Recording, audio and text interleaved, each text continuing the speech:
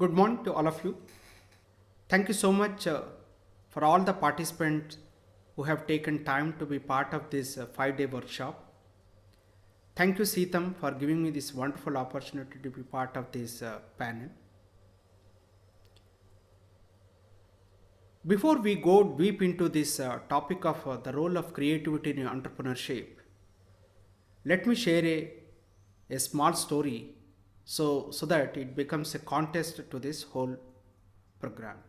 Once a psychology professor has come to a class with a glass of water and asked all the students, "What is the weight of this glass of water which I am holding?" As soon as he showed this glass of water, immediately all the students started shouting, "Yes, sir, we know this concept. This is going to be the half empty glass or half full glass. This is a standard concept which we are going to explain." Then the professor asked differently. Professor said, no, this is not I am going to ask for. I am going to ask you, all of you, what is the weight of this glass which I am holding it? Then some students started saying it is going to be at 200 grams. Some of them are saying it is 300. Some of them are saying it is half an hour. As it is 100 grams, you can hold it forever. Like that, so many answers are coming up. Then professor counted all these answers and finally he said, "My dear students, it is not about the weight of the glass which actually impacts the holding.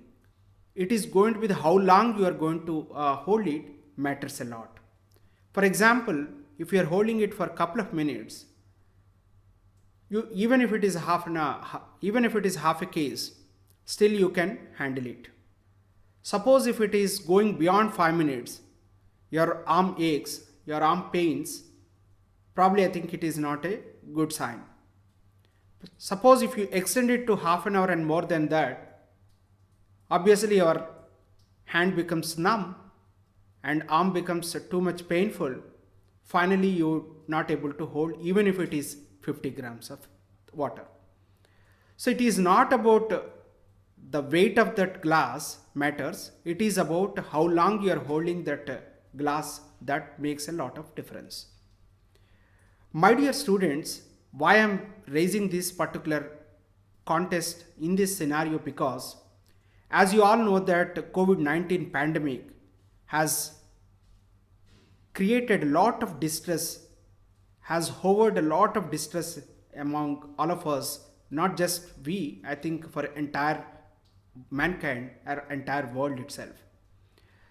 So whatever happened is happened, whatever the negativity has been prevailed is prevailed, whatever missed opportunities are created.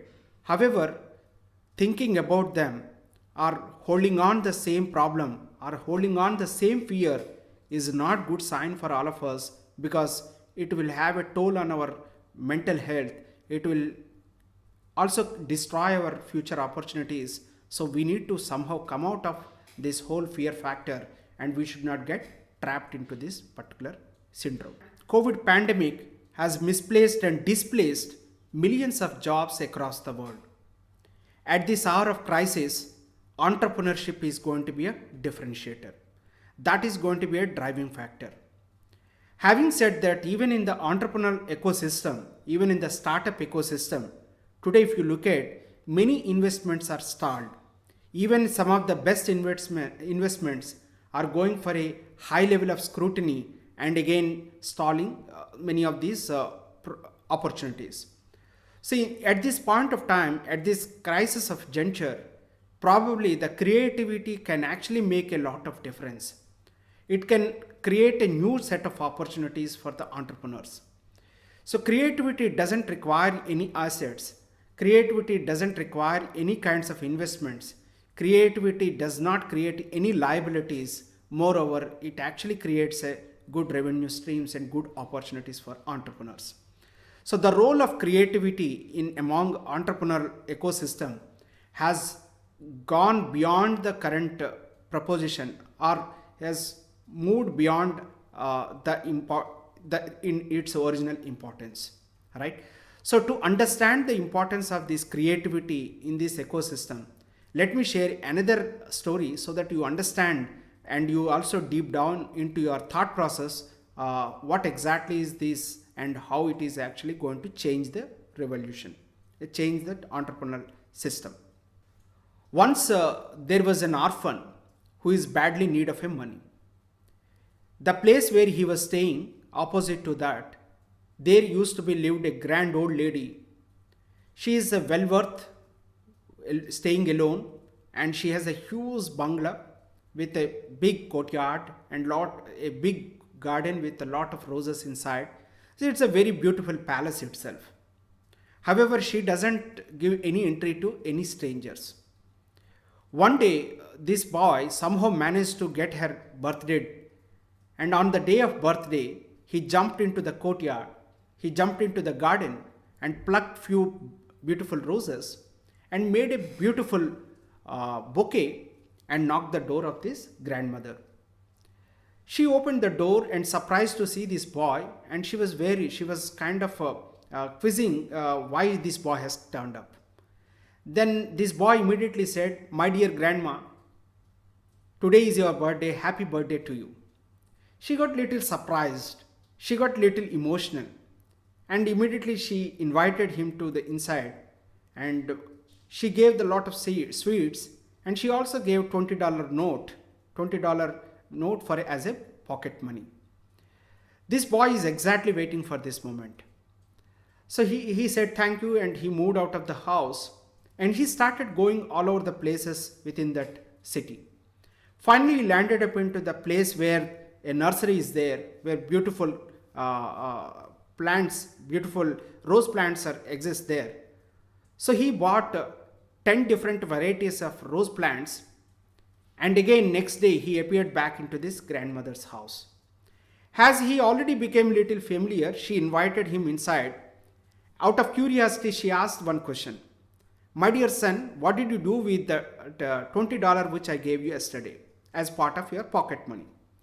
And that boy said, "Yesterday night I went to a good restaurant. I thought of eating a delicious dinner, but I felt a little different looking into that note.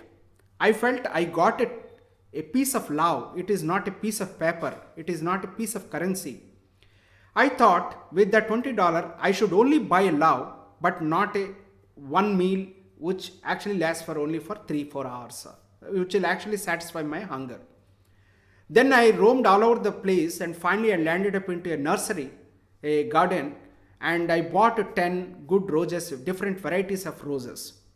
Then grandmother asked, "What you are going to do with these roses?" Then this boy said, "My dear grandma, this is the place I got that love. Let me plant these roses outside your house on the street, and every day I'm going to curate them. I'm going to nurse them." Then grandmother got little emotional and said, "Oh, that's a nice idea. However, if you plant them outside the road, probably the cattle come and eats. What is the fun of planting there? I have a lot of unused space in my house. Why don't you use it?" This boy was exactly waiting for that moment. He agreed to that proposal, and he planted there. Every day he watered, he nursed, he curated, he did whatever best he could do for that plants. They grew very well. They become like a bushes. There are so many, plenty of beautiful roses with different colors have actually grown up. This is the time he thought he has to expand his business. So he plucked all these, he thought he would make a lot of bouquets and start selling outside these bouquets. Then he went to a bank. However, to establish his whole thing, he requires a little capital. He requires a little investment. Then with that concept, he went to a banker and he asked the bank manager, "Can you give me a loan of $20,000? Then the bank manager asked for a proposal. He gave a piece of proposal. On the top of the proposal, the title says like this: "The beautiful roses from a land of love." And he looked at all these, the details of that and the place where these beautiful roses are being grown. So he looked at entire proposal. He said, "Okay, I'll think about it." After this boy dispersed, the next day this bank manager became too curious. Where is this land of love? Looking into the address in the proposal, somehow he traced and made a surprise visit to this particular grandma's house, and he knocked the door again. Grandma opened and she got surprised, a banker coming to her house, and she invited inside and she had a conversation. The bank manager asked a simple question: is it a land of love? And this lady got surprised. What do you mean by that? Then the bank manager said, I got a proposal today that there are certain beautiful roses in your home, and these have been grown at a place called the land of love. I'm just surprised because this is what has been given by a boy just staying opposite your home.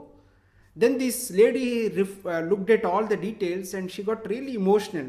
Yes, this is the land of love and I know that person, and these are the flowers curated at my home, and this is what this place.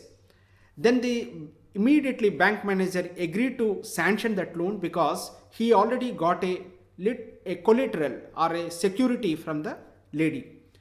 The lady also agreed, yes, I'm going to give a space for this boy so that he can grow better. Over a period of time, they grew and he plucked all of them. He made a beautiful bouquets out of these. He got that loan sanctioned and 20,000 check has been already delivered to this boy. Then this boy plucked all of them and made beautiful roses and made beautiful bouquets out of these roses. And on top of each of this bouquet, he has again stated that the beautiful roses from a land of love. The word of mouth spread into that area and orders started pouring in. People started asking, only we need roses from that particular land of love. Then he has to expand his business. Then he convinced grandmother that he can use the rooftop, he can use the terrace, you can use the vertical gardening, he can use that aeroponics and so on, so many techniques. And finally he grew all these plants within the same complex vertically, and he used every space available and made a beautiful rose garden within that space, and he made a very big business out of it. Orders started pouring in and his revenue clocked almost $50,000 now. This is the time he thought he has to quit this business and start a new business. He sold this company for $2 lakh, and this is the kind of market value he received out of it. When he was selling this particular business to someone, he created a balance sheet. He told, I have a zero assets, I have a $0 assets, I have a $0 liability, I have a $0 collateral, I clocked 50,000 revenue, and I clocked 1,50,000 market value. So altogether, it is the kind of only revenue, only profit, 100% profit venture, and this just happened because of this beautiful roses from the land of love caption, right? My dear friends and my dear colleagues, hope you understand the importance of creativity. Creativity does not come with some investment. Creativity does not come with asset. Creativity does not come some collateral.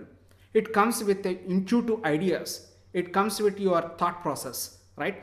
So this is the kind of thought process. These are the kind of ideas how to get in even when their investments are low, even when the opportunities are completely seized out. This is what is the need of our at this point of time in entrepreneurship journey. Now let us understand what are these important terminologies which we use so far, and what exactly is the creativity, what exactly is the innovation, what exactly is an entrepreneurship, what exactly is the design thinking, what is the linkage between all these four terms. We just need to understand some theoretical concepts so that we go to the different case studies so that you can deep down into your thought process. Let's go to the theoretical foundation for some time. As you see in the slide, creativity is an act, an idea, or a product that changes an existing domain or that transforms an existing domain into a new one, and creative person whose thoughts or actions bring these changes. So it is more of an idea, it is more at an idea level, is more about a thought level. It could be a product or service, but it comes at a very initial level. And the person who drives this whole idea is called creative person. As part of the Wallace description of creative thinking, he has actually suggested a 4 level of process. The first process step in a creative thinking is preparation. So this is the time where the problem will be defined. Then it goes to the incubation stage, where it is more of a resting phase, where it sinks at a subconscious mind level. Then it goes to the illumination stage, where the idea to the solution transition takes place within the mind. And finally, it goes through a verification process where the actual solutions are tested. So this is the basic creative thinking process per se, when it is going at a stage 1 to stage 4 level. Now let us go a little deeper into these definitions again.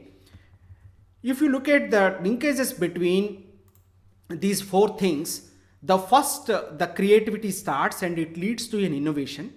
Innovation is again a specific instrument. It is a specific tool of an entrepreneurship, right? So the act endows resources with a new capacity to create a wealth. Innovation indeed creates a resource. This is what is the management, the father of management, the Drucker has actually stated about. So then then the entrepreneurship starts playing the ground. Entrepreneurship is all about innovation. It has both creativity and innovation together. Now let us look at the connection between these 3 as a nutshell. Creativity is all about thinking about new things, and innovation is all about doing new things. Entrepreneurship is nothing but creativity plus innovation. So till here the concept is very clear. The ideas and little implementation together is the journey of entrepreneurship. However, a fundamental question arises: how do we really go step by step within these 3 steps or 4 steps what we talked about? Because it looks very abstract when we look at a theoretical definitions level. Now let us understand what is that the movement, or what is that journey, or what is that vehicle which takes from one stage to another stage to the final stage. What is that is called? That is nothing but is a design thinking. Let's understand what exactly is the design thinking. Now if you see the connection between all these 4 and the transition program called design thinking is very much linked with the creativity, linked with the innovation and entrepreneurship. Design thinking is a powerful creative problem solving technique for creating innovative creative products or services. So it is like a vehicle, right? So design thinking is a mindset. It is not a toolkit. It is not a series of steps, but it is a process. It's a mindset itself. So design thinking is a communication of an innovation. So you need to have some communication. That communication happens through design thinking. It is also it is also called as the art of innovation. It is also known as a human-centered approach to innovation. So in order to make innovation, you require some kind of approach. You require some kind of mindset. That mindset would be nurtured, or it would be incubated by design thinking process. So now let us look at what exactly the steps involved in the design thinking, so that you can actually get into each of these phases. Hope you are now catching what exactly I am trying to say. Let's go to the detailed steps of design thinking. Design thinking per se has 3 qualifiers. If at all, if a service or a product has to be qualified, means it has to go through a validation check. The validation has 3 levels. The first one is called business viability.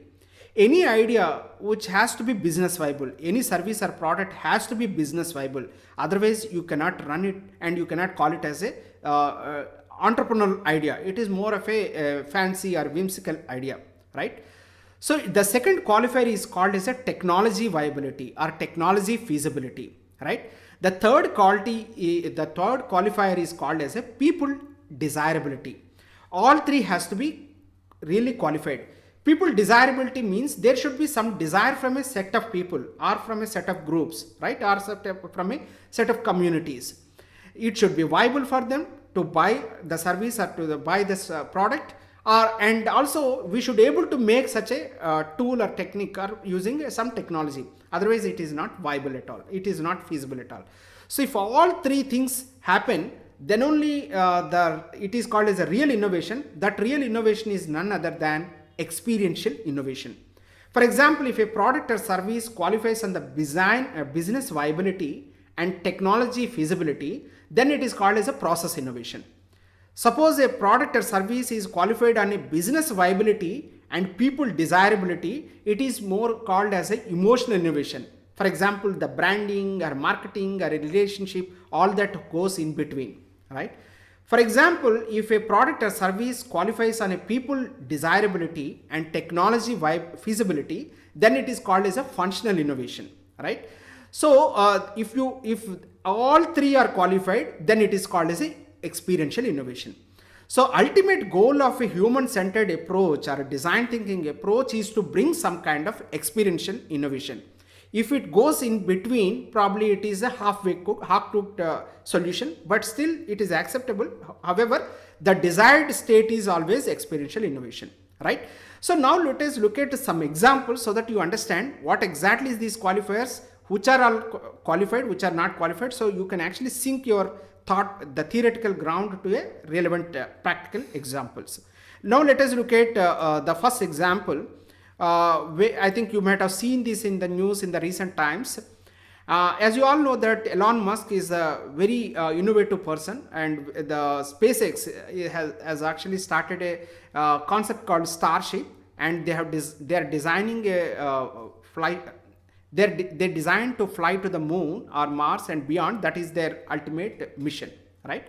So the Elon Musk SpaceX has actually created a prototype, and the Japanese billionaire, he's the Yasaku Mejawa this is the name, and he has booked a ticket already for the space travel. This is a concept floated, and this is a prototype getting implemented, right? However, you look at the qualifier side, as of now, I'm not talking about futuristic side.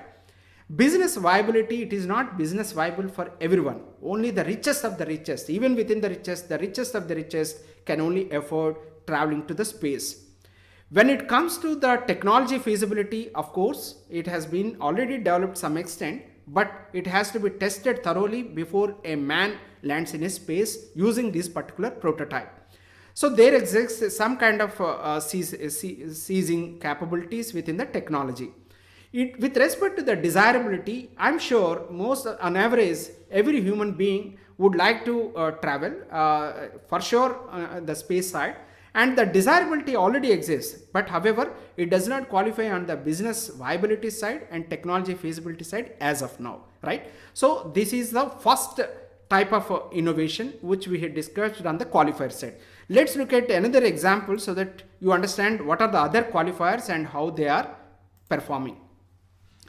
You look at the paddy field process, the basic paddy field cultivation process, or the tea workers when they are plucking these leaves, tea leaves, that process. If you observe these two patterns, for example, if you take a paddy field, woman has to stand bended for almost hours together, barefooted under deep foot water, right? 1 foot water, and this process continues during the entire season. During the season, they develop gangrene, they develop a lot of fungus within the feet because they have to stay in the mud, within the water for long hours. And if you look at tea workers per se, and they also have to pluck these leaves continuously, and continuously within an hour, at least 150 to 200 times, they have to throw these leaves back under the basket which is hanging in the back, right? So in the process, they also develop a lot of problems in the spinal cord side. So these are the two technical problems, the two technical process problems, and see where they are qualifying on our design thinking process. When it comes to business viability, these manpower come cheap. So for an entrepreneur, definitely employing a people like this is always a cheap process. So they will definitely go for that because there is no substituted technology as of now in these particular areas, right? When it comes to the technology feasibility, at least in India, for the kind of fragmented lands and for the kind of hill ranges, still we have to depend on people to be part of this particular process. When it comes to the desirability side, No person would like to be really develop this kind of gangrene and spoil their spinal cord. Nobody would like to love it.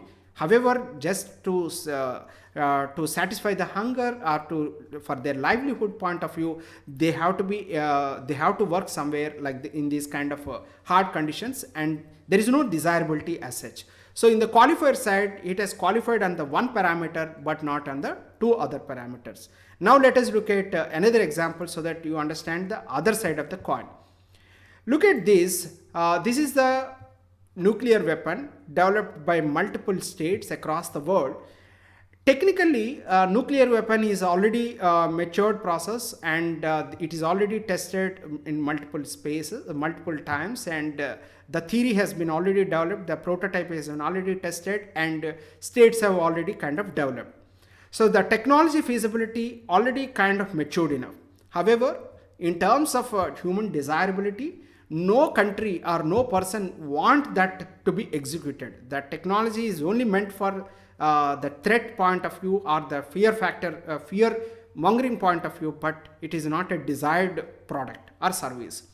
When it comes to the business viability, if that is being executed, that is not at all business safe, or it is not going to give a viability on the business side, as we have seen in the past, right? So when it comes to the qualifier, it is qualified on one parameter, again not on the two parameters. But as we discussed before, the ultimate goal of this entire process is to develop a experiential innovation which qualifies on all three parameters.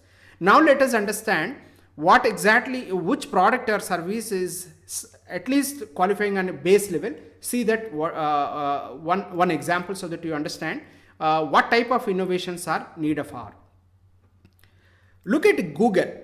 Google is being developed, probably I think it is 16-17 years old company right now, and you look at from a business viability side, absolutely business viable, because it has given access to every net savvy person on the earth today. For the businesses, definitely it has expanded beyond its limit, right? From the technology feasibility side, it has been proved and it is growing, and it is been offering various other services, dependent services and so on. It has been proved on that front as well. From the people desirability side, definitely Google search is the most desired product on the earth today, and many people have actually kind of utilizing this service, right? So it has qualified on all three parameters. So design thinking has actually provided the complete ecosystem in this case, right? So to summarize, the design thinking is a special journey between problem to the experiential innovation. The special journey is what I think needed for from a creativity to innovation to the entrepreneur journey, right? So now let us look at some other examples or case studies so that your process gets deeper into the design thinking side. Design thinking goes again into the four-phase manner. The first phase is called inspirational phase. Someone draws an inspiration from either from a problem or from a circumstances or from some kind of area of that nature, right? Slowly, once inspiration stem deep into that, people start getting insights. They start synthesizing, they start analyzing, they create a lot of insights.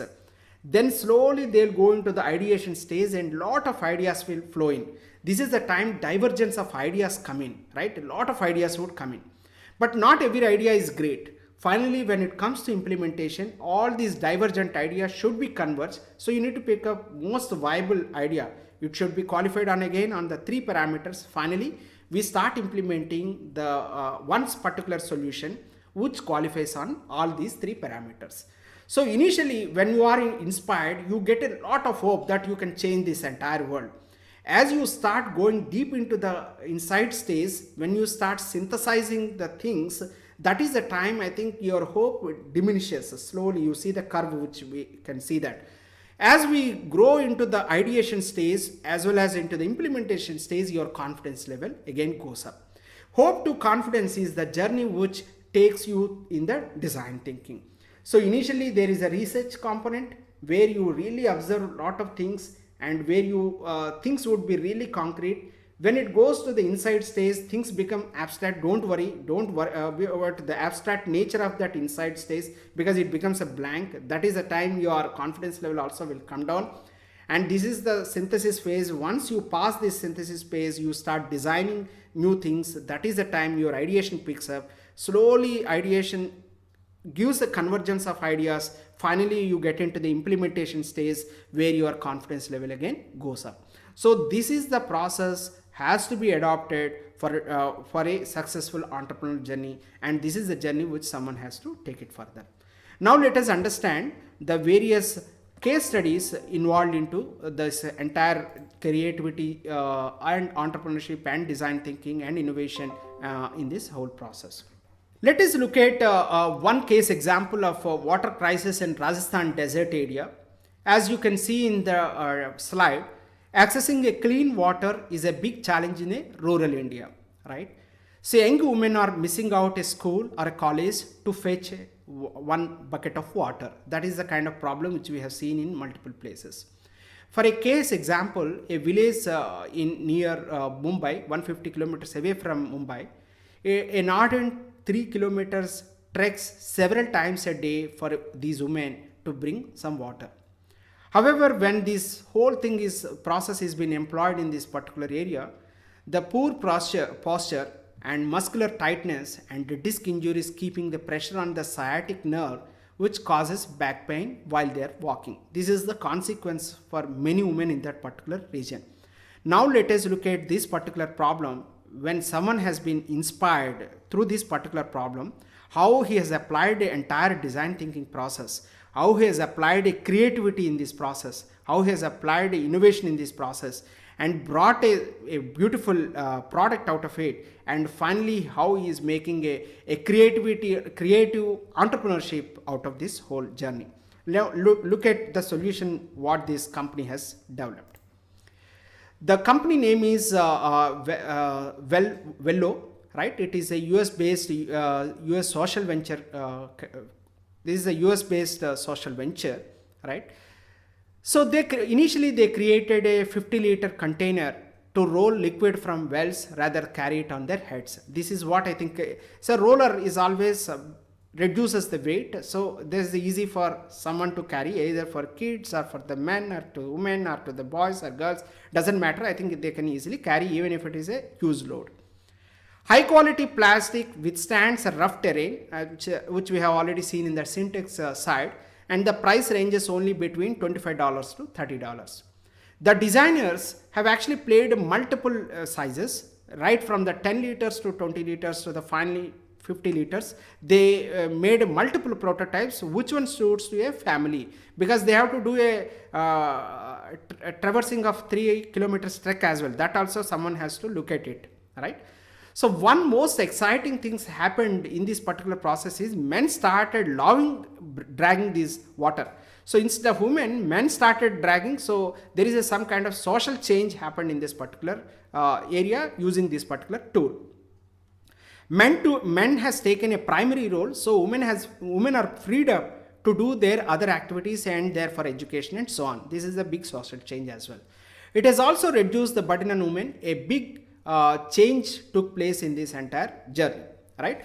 So you look at there is a creative idea, there is a kind of there is a kind of design thinking process employed, and finally a beautiful product has been developed and it has become a huge success in this particular region. So this is one case example of creative entrepreneurship. Now look at other case examples so that your ideology really deep downs into the various other dimensions as well, from a services side as well. What you can do is, so though it is a one case example where we have seen some inspiration part, as part of your exercise, post workshop exercise, you can actually make some kind of few important insights, and you can make a list of possible ideas in this particular contest, and you can also come out with your own possible solutions, so that is highly appreciated for yourself, for your practice, and for the community as well.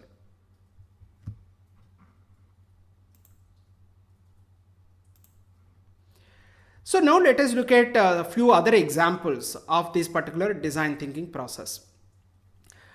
This is the first case study which I'm going to share a small story. I think I'll go more on a story side so that the talk becomes more interesting. One day, a person named Fred Smith, he was doing his MBA in US in one of the colleges. As part of the final year project, professor was asking all the students to make a proposal for their final year project. And this man, when he was in the final, he made a proposal saying that I want to develop a concept called overnight courier, that too in the private sector. That time the concept of private courier was not exist at all. That time the US Postal Service or the government postal service is the one which takes care of these couriers.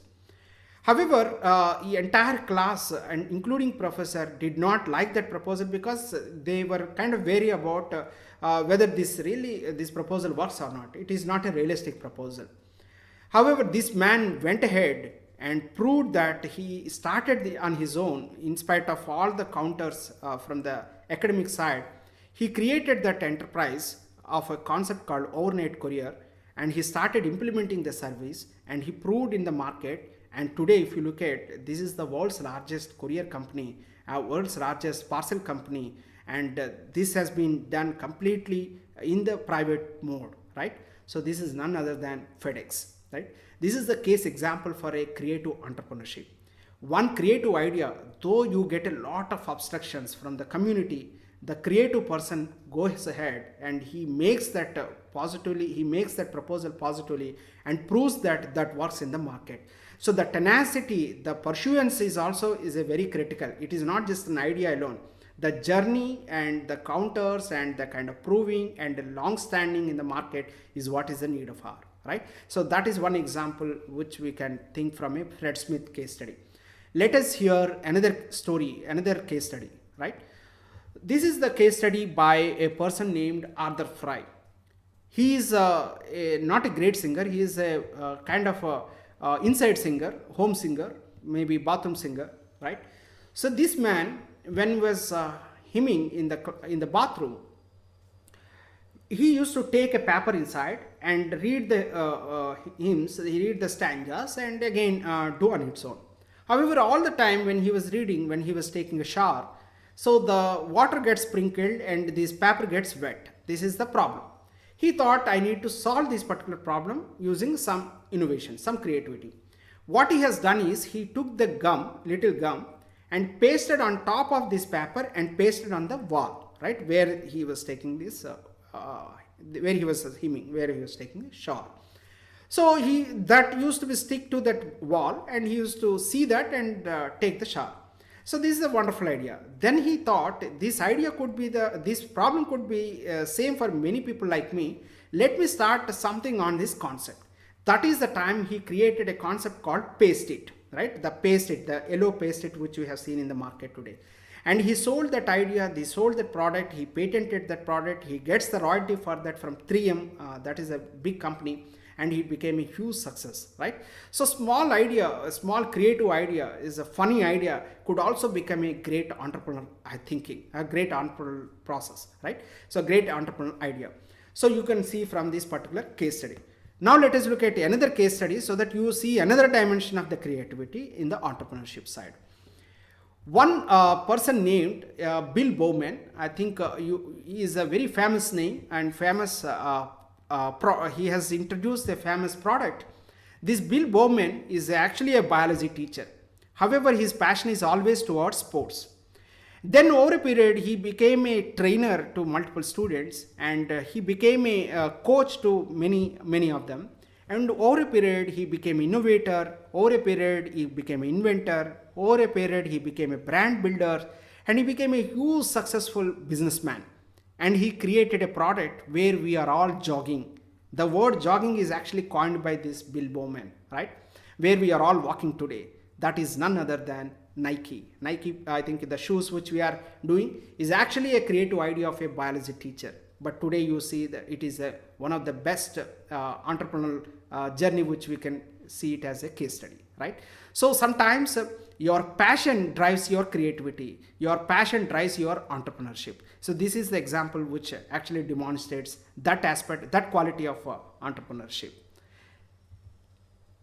Let us see another case study from an Indian contest in the recent times. As you all know that Thyrocare is considered to be one of the world's largest Thyrocare labs in the world itself. It has a central lab facility, processing facility based out of Mumbai. Before Thyrocare was born, what used to happen in this particular space is there used to be multiple hundreds of local labs. They used to collect these Thyrocare samples from the patients, and they used to process at a local level and deliver the results back to the patients. That is the kind of process exists before Thyrocare. However, Thyrocare found that this process is very cumbersome and it is taking huge long hours, and people have to stand for a long queues just for giving a sample and taking a report. It is something not a great idea. Then the Thyrocare founder, Money, has done a fantastic job setting up a huge processing center based out of Bombay, and he has partnered with the local labs across India. The hundreds of labs have been partnered now. Hundreds of doctors are associated with Thyrocare now. What these local labs have to do is they have to reach to the customer and collect the samples, and these samples would be couriered by the air cargo in the same night and delivered back to the Mumbai Central Processing Unit.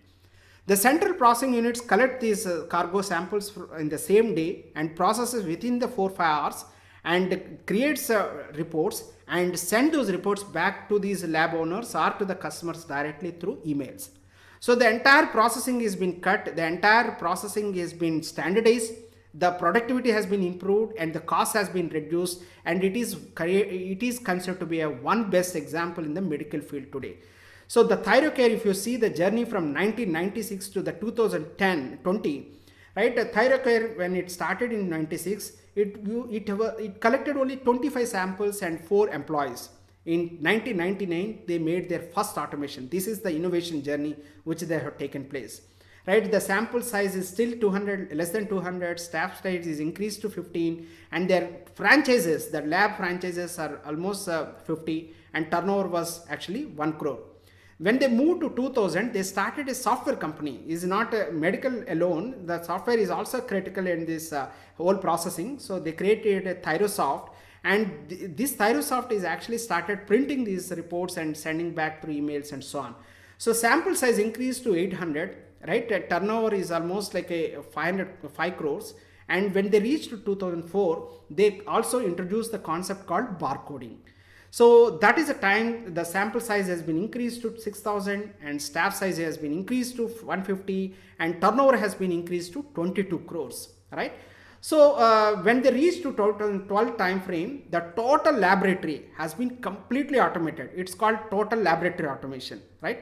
Sample size has been increased to 21,000 and staff size has been increased to 400.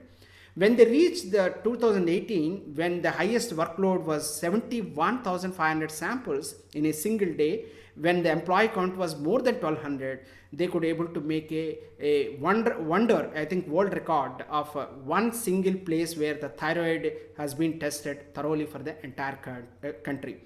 Now they have expanded beyond India. They moved to Middle East and so many other countries and Africa and so on. And Thyrocare can be considered as a one creative idea has actually created a well-established entrepreneurship journey, well-established enterprise. This journey and the entire chunking of this innovation, incremental innovation, and entire journey of design thinking has been applied thoroughly in this particular case study. Hope now you understand the process of innovation, process of design thinking, process of creativity, process of entrepreneurship from various case studies. Having said that, not every creative idea can actually qualify for a scale, right? The scale is also very important. As you have seen in the Thyrocare's case, the scale has been incremental and they have proved in the scale as well. Some of the great examples, they look very funny, they look very creative. However, we have not seen the day of scale side, right? For example, the toilet which is being designed to sit very comfortably, you have not seen on the day-to-day basis. You see the sofa is in the moving sofa, right? It's using tires, I think. You have not seen everywhere like that.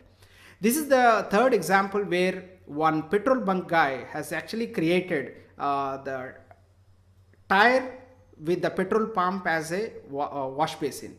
So a lot of these trucks come into this particular washroom and they really get inspired, they get stopped. So it's a small creative idea to attract truck drivers and so on. However, we have not seen the same case in every truck place. You look at this brush, it has a multi-purpose where you have a paste in the back and the brush is there, you press it, the paste comes out of from that. So it's a very great innovative and creative thought, but we have not seen the same case everywhere, right? I think still we are using brush, we are using the paste. So some of these examples have not proved in the scale side. You see Saidullah's bicycle, it is called amphibious bicycle and he's been considered as one of the best India's grassroots innovator because he works outside the Ganges and he has to travel all through for his work. So every day he cannot go and buy a ticket in the bus. So he created his own cycle where he can traverse on the water. On the road he can go on its own. However, we have not seen the scale. No Atlas company or no other big cycle manufacturer has actually developed a amphibious cycle because maybe or may not work in the real scale environment. You see Malesh case. Malesh is from Karimnagar. He developed a ASU system. I think you have seen in the movie called Malesam. Recently has been directed and it was a great success in Telangana. So he's from he has actually developed the entire ASU system that the Magam is there, right? That Neta Magam. The entire ASU system has been automated, fully automated. He developed the case and he could able to deliver multiple products, but still there is a huge potential for a big scale. So sometimes the creative solutions are stopped because of other constraints in the environment. So the journey of a creative entrepreneurship has to qualify in every parameter at every level, at every check, and finally it has to reach its destination at a scale level as well.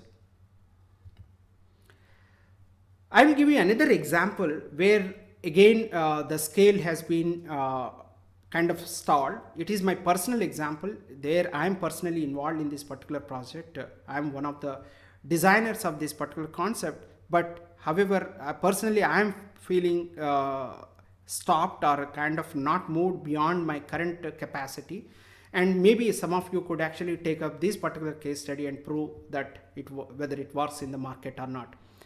You see the concept of brush today which we are using.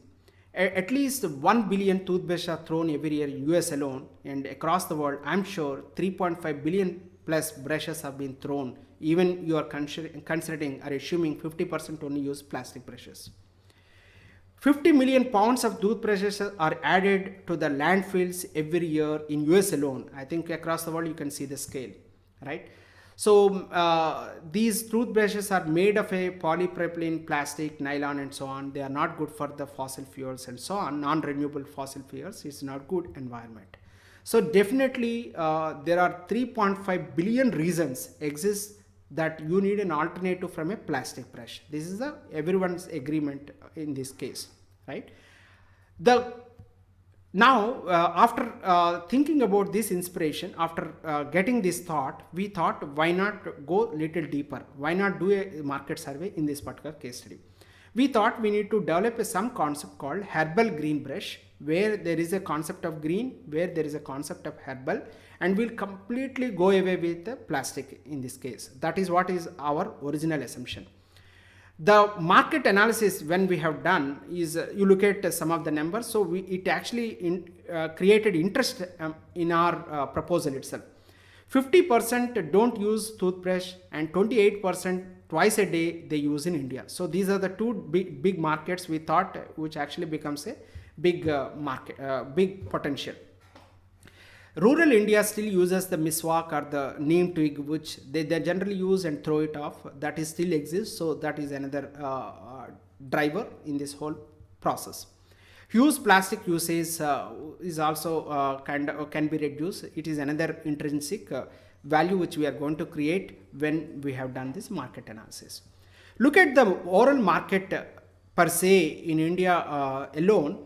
Oral care market in India alone is almost 4,200 crores annually, right? Toothpaste is crossing 60%, and 2,500 crores is almost for a tooth powder, and 960 crores is for the toothbrushes, and 750 crores is for the other side of this game. So 700 million toothbrushes are sold every year, and market size is almost 700 crores, assuming that each brush costs only 10 rupees, right? So this has actually created a lot of interest for us to move on. Then we thought we'll go phase by manner, because doing everything at one shot is impossible. Let's go with a step one. In the step one, we'll only remove the bristles part of the plastic. Still, we'll hold the plastic one at the bottom, right? So the plug and play, when we do it, the top one has to be completely bamboo connected, and at least on the plastic side, and bristles would be plastic side, and the bottom part is completely bamboo side. So we could able to avoid 50% plastic. As we move progress to the phase 2, we thought a green brush and herbal bristles embedded inside. So the implantation of these bristles also will be a neem twigs. We'll cut each neem twig or miswak twig or banyan twig. So we'll cut very narrowly, like almost like a plastic bristles. We'll implant manually or by automatic sense. So we'll make a complete this one. Finally, when we move to the final stage, we'll also create a flavors. So the toothpaste flavor also will come from the twigs, neem twigs or the bristles point of view. This is the initial proposal we thought through, right? So after that, what happened is we started going towards the product implementation. We made a multiple designs. We looked at the current brush. We also looked at the razor. Razor has already implemented. You see, once a razor blade is being used for a long, we'll remove that blade part and we'll again insert a new blade to the razor. But the handle of the razor is constant, right? So we thought we'll do that kind of implementation for our brush to start with. Then we made a few designs like this. We went ahead where to cut, where not to cut, because we also need to see the strength side. So we looked at various dimensions on this side. Finally, we made one particular brush which is kind of used for some time. But the one problem encountered at this stage is the bristles part. The bristles are becoming hard after usage of. The bristles are becoming hard after using for some time. This is the problem which we encountered at this point of time. So we have now the problem is not about bristles. We need to create some kind of chemical solution where the bristles become soft. Otherwise, you have to soak it in the water in the last day and to use it like a neem twigs, which we do, right? So next day we have to use it. So this is the process. It is a cumbersome process. This is the time where we got stuck at this point of time. We have tried multiple plant extracts to soften it. We could not able to arrive at a solution. However, the market size is huge. If someone is having a great entrepreneurial thinking, taking this idea to the next level, we are happy to partner with you. We are happy to deliver whatever the research we have done. Probably I think you can take a best solution out of it, best entrepreneurial solution out of it, and bring a wonderful solution to the market, a creative entrepreneurship to the market. My dear friends, I think hope you understand the journey of creative entrepreneurship. Hope you understand the concepts behind the creativity, entrepreneurship, innovation, design thinking, and these linkages. Hope you now understand the importance of the creativity at this juncture. So when you all looked at it, definitely I am sure many of you, at least not everyone, would be convinced. Having said that, the back of our mind, always some kind of mistakes we have done or some kind of fears already exist in all of us, including the best of entrepreneurs, that can we do or can we not, right? So to remove this particular fear factor, again, as part of my last story for this session, I'm going to share one inspiring story so that the fear would be completely evaporated from your mind. As you all know that Edison is considered to be one best creative entrepreneur on the earth today, right? He has done a wonderful innovations and he marketed them very well, right? You see the kind of empire he has created, right? It's a great, marvelous story. However, you look at Edison's background or Edison's past, the history, there is one incident which took in 1943, which actually made him devastated completely. So in the Menlo Park, the entire manufacturing unit was completely burnt off and went into ashes. All his investment went into vain. So that night, when Edison came to the home, wife was weeping and son was completely dumbstruck, and wife was saying, all our investments, all our patents, everything went into vain. So all our investment went into ashes. How do we live now? This is the question she raised. Edison was completely calm, composed, and he did not worry too much about that point of time. Next day morning, Edison woke up as usual and he called his wife for a morning walk. Generally, when they go in one direction, however, this time he called wife to the place where these ashes are there. This whole factory has been completely burnt off. So looking into the ashes again, wife started weeping, wife started crying, whole our patents investment went into vain now. So how do we live now? Then Edison only told one sentence, right? One sentence, simple sentence. Listen to this sentence very carefully. All my mistakes are burnt into ashes today. Let me start fresh. What did he say? All my mistakes are burnt into today. All my mistakes are burnt into ashes today. Let me start fresh. You would be surprised to hear this. After this particular incident, Edison has developed the bulb which we are enjoying today. And after that, he has actually established the world's best innovative company, and he could able to make 1000 patents out of it. And you know the rest of the history has actually proven creative entrepreneurial story, right? So even if we have done a mistakes, or even our past is completely dark, you erase those mistakes and remember all our mistakes are burnt into ashes. Let us start fresh. You are never too young to dream big. This is the statement I think everyone has to remember. You are never too young to dream big. Thank you so much, and I wish all the best. I'm sure this will trigger at least one or two. If you become a creative entrepreneurs, the session has a value, and I think I'm very grateful at least to the people who have taken it positively.